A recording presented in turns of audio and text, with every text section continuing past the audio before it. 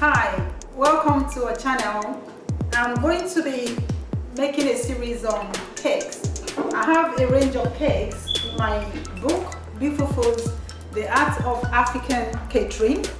On page 106, there's Victorian Sponge Cake, and that's what I'll be preparing today. To make Victorian Sponge Cake, I've got equal quantities of margarine or butter, castor sugar. Castor sugar is just the final baker's sugar. If you don't have the castor sugar, you can use granulated sugar, but maybe use a rolling pin to make it into a fine sugar, finer thick, because it's the grains is bigger for cake. I have baking powder. I have self-raising flour, and I have some vanilla and half a teaspoon of nutmeg. I've got 4 eggs. Usually one egg is average of about 50 grams.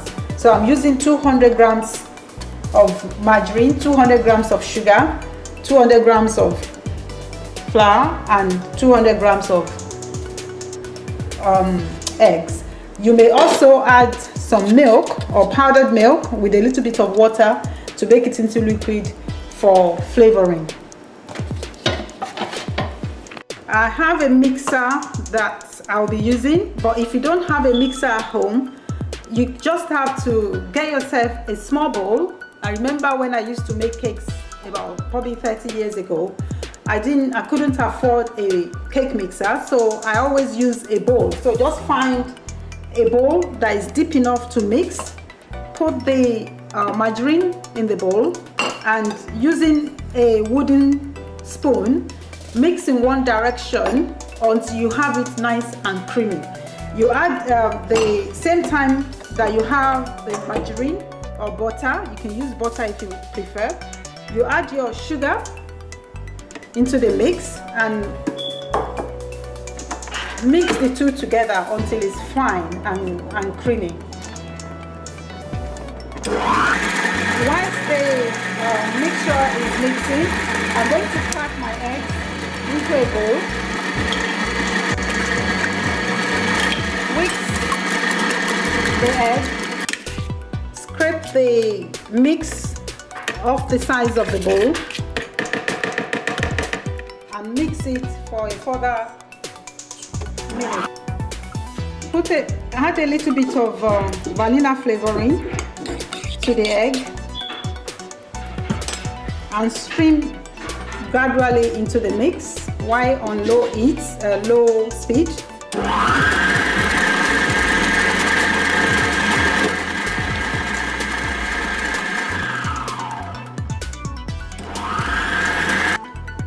Into the flour, add a little bit of nutmeg, maybe half a teaspoon, and half a teaspoon of baking powder. Mix in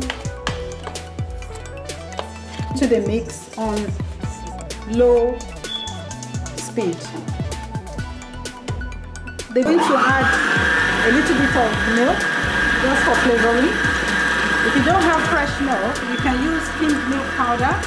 Just add a little bit, maybe like a tablespoon, into your flour mix.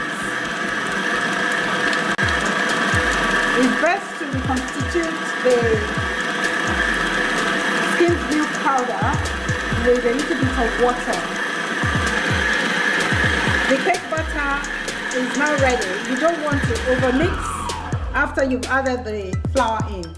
It's ready to go into the baking tin. For the cake tin preparation, use some cake match with a pastry brush to coat the pan to prevent it from sticking while baking. You can use any oil or the spray can oil if you prefer. Once you've done the greasing of the pan, if you have too much or excess margarine, you can sprinkle in a little bit of flour and shake the flour out to mop up the excess fat.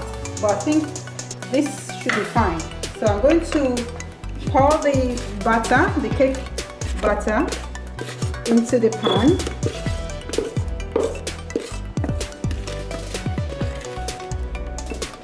So Victorian sponge cake is usually equal quantities of egg, flour, margarine and sugar. You can flavor with any flavoring of your choice. I'm going to pop this in a preheated oven and bake for about 20 minutes because I have very small quantity. I've got 200 grams in total. You can have it up to any grams you have. If you have a bigger pan, you can make 500 grams, you can make 1,000 grams, depends on the size of your sponge cake tin. So layer it, flatten it to make sure the batter is level and pop into the preheated oven. Bake at about 180 degrees. I've got the cake out of the oven. I'm going to put the cake onto a cake wire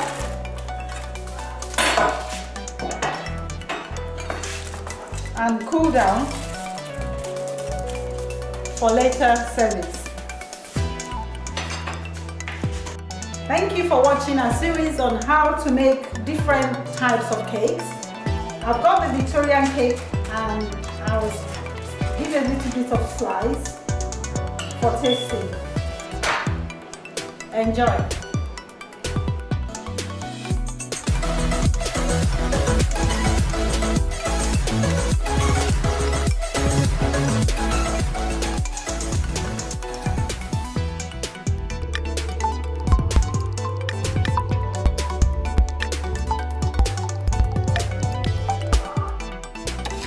I have very small quantity for the big mixer that I've got, so it's a bit tricky, but stop the mixer after about 2 minutes and scrape down so you have the mixture thoroughly mixed in.